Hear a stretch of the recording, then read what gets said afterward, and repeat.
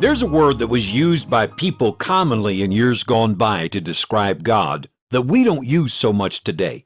That word is providence. You'll find, for example, that America's founding fathers often used the word providence to refer to God. The Declaration of Independence closes with the statement, "And for the support of this declaration, with a firm reliance on the protection of divine providence, we mutually pledge to each other our lives, our fortunes, and our sacred honor." Webster's dictionary defines providence as the care and superintendence which God exercises over his creatures.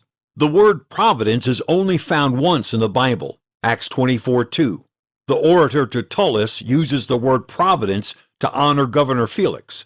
So nowhere in Scriptures is the word providence used to describe God. Still, the concept, the principle of God's providence, the care and superintendence which God exercises over his creatures, is all through the Bible. Genesis 50, verse 20. Joseph told his brothers, "Ye thought evil against me, but God meant it unto good." Proverbs 16:19.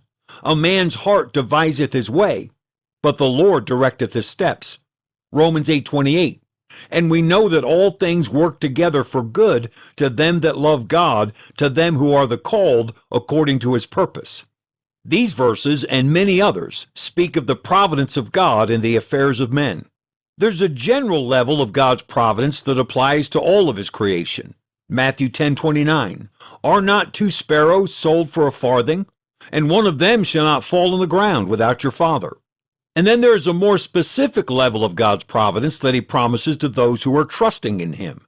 Psalm 37:5, "Commit thy way unto the Lord, trust also in him, and he shall bring it to pass."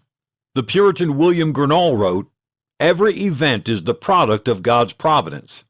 Not a sparrow, much less a saint, falls to the ground by poverty, sickness, persecution, etc., but the hand of God is in it." Alan Redpath wrote, "So often the providences of God seem to run completely counter to his promises, but only that he may test our faith, only that he may ultimately accomplish his purpose for our lives in a way that he could never do if the path were always smooth." You see God's providence at work in the lives of the people of the Bible, as those who trusted the Lord to lead them saw God step into their situation at just the right moment and in just the right way to bring about the very best outcome. It was God's providence that caused Abraham's servant to cross paths with Rebekah at the well. It was God's providence that sent Pharaoh's daughter down to the river at just the right moment to discover Jochebed's baby boy floating in a little homemade boat. It was God's providence that led Ruth to glean in the field of Boaz. It was God's providence that caused John to be the only apostle to not die by martyrdom, so that he would be on the Isle of Patmos to receive revelation from God. What an unbeliever would ascribe to chance or coincidence, believers clearly recognize as the hand of their loving God blessing their faith. If you're trusting the Lord with your life, in the big picture and in the day-to-day details, you'll recognize the providence of God causing things to fall into place in the way that best brings glory to him. If you're not trusting the Lord with your life, you probably think that your life is the product of random chance. Do you ever stop to ponder the providence of God at work in your life? My wife and I often discuss all of the unimaginable events that had to occur in the lives of our parents, our grandparents, our great-grandparents, and beyond, in order for us to be saved, to surrender to the ministry, to attend the same Bible college, to meet and to marry. The good things that had to happen, the bad things that had to happen, the good and bad that were prevented from happening, all so that she from Alabama and I from New York would become husband and wife, father and mother, pastor and pastor's wife. God's providence was at work in our lives. And God's providence has been and is just as much at work in your life.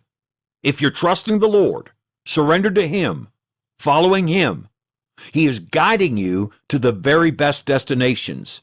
He's doing things in your life that you're not even aware of. Many things that you won't recognize until you stop and look back 5, 10, 20 years from now, and realize that if it weren't for that heartache that you didn't understand at the time, you would have never been in position to walk through a door that made your life so much more meaningful. People you won to Jesus as the result of a crisis. Lifelong friends that you met during very dark times. Bad decisions that you never made because of unforeseen difficulties that rerouted your life. All the result of God's loving providence. And only in eternity will you fully see how constant and impactful God's providence was throughout your lifetime. Christian, trust the Lord. Watch His providence at work in your life and praise Him for it. Stay the course.